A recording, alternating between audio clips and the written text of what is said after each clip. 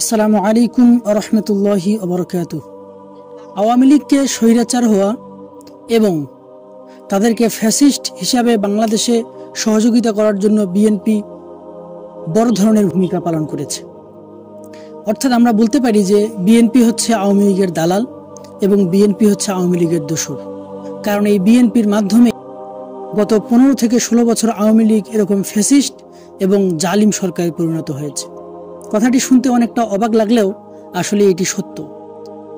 আসুন আমরা প্রমাণ করি যে বিএনপি মূলত আওয়ামী লীগের দালাল এবং তাদেরকে সহযোগিতা করার জন্য বিএনপির হাত ছিল সব থেকে বেশি এবং তারা অন্যতম ভূমিকা পালন করেছে। আমরা যদি ইতিহাসের দিকে তাকাই কিংবা আমরা যদি পূর্বের নির্বাচনগুলির দিকে তাকাই তাহলে আমরা দেখতে পাই যে 2014 সালের নির্বাচনে কোনো দলই অংশগ্রহণ করেনি এবং সেখানে জাতীয় পার্টি সহ অন্যান্য দল অংশগ্রহণ করেছিল আওয়ামী লীগের পক্ষ হয়ে। তার পরের নির্বাচন 2018 সালে বিএনপি আওয়ামী লীগের সাথে নির্বাচনে অংশগ্রহণ করে এবং তারা গণভবনে গিয়ে শেখ হাসিনার সাথে তারা মতবিনিময় করে কথা বলে এবং পরবর্তীতে তারা সেখানে নির্বাচনে অংশগ্রহণ করে। শুধু তাই নয়, এই নির্বাচনকে অন্যান্য দল প্রত্যাখ্যান করলেও বিএনপি এই নির্বাচনটিকে প্রত্যাখ্যান করেনি, বরং আওয়ামী লীগকে সহযোগিতার জন্য তারা তাদের 5 জন সংসদ সদস্য সংসদে পাঠিয়েছিল।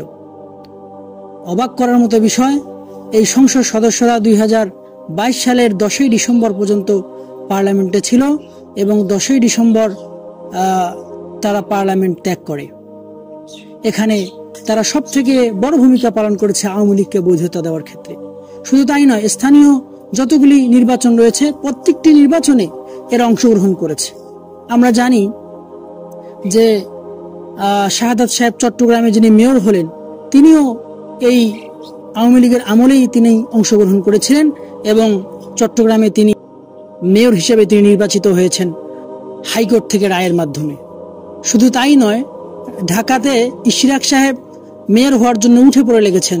তিনি হাইকোর্টে মামলা করার পরও তার মামলাটি প্রক্রিয়াধীন ছিল এবং সেখানে তাকে ঘোষণা করা হয়েছিল, পরবর্তীতে আবার তাকে বাতিল করে দেওয়া হয় এবং তারা বলছে যে আমরা অবশ্যই মেয়র হিসাবে মেয়রের চেয়ারে বসবো, আমরা কাউকে কোনো তোয়াক্কা করি না।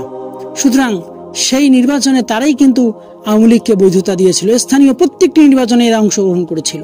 সুতরাং আমরা বলতে পারি এরা আওয়ামী লীগকে বৈধতা দেওয়ার ক্ষেত্রে সব থেকে বড় ভূমিকা পালন করেছে। শুধু তাই নয়, যখন গণ অভ্যুত্থানের পর ছাত্ররা যখন 24-এর গণ অভ্যুত্থানের পরে আওয়ামী লীগকে নিষিদ্ধ করার জন্য হাসনাত সার্জি সবাই যখন মাঠে নামলো, তখন এই বিএনপির কিছু মাথা মোটা এরা আওয়ামী লীগকে নিষিদ্ধ করার পক্ষে ছিল না। তারা বলতেছে আওয়ামী লীগ একটি বড় দল, কিভাবে তাদেরকে বাতিল করে দেওয়া যাবে, তারা কখনোই এটার পক্ষে নেয় এবং তারা এটার বিরোধিতা করেছে। আওয়ামী লীগকে নিষিদ্ধ হওয়ার ব্যাপারে তারা বারবার বিরোধিতা করেছে এবং তাদের একজন বলেছে আজকে যারা আওয়ামী লীগ নিষিদ্ধ করছে কালকে তারা যে বিএনপি নিষিদ্ধ করবে না তার কি গ্যারান্টি রয়েছে। সুতরাং তাদের অন্তরে ভয়, আওয়ামী লীগকে তারা নির্বাচনে অংশগ্রহণ করিয়ে কিভাবে তারা আবার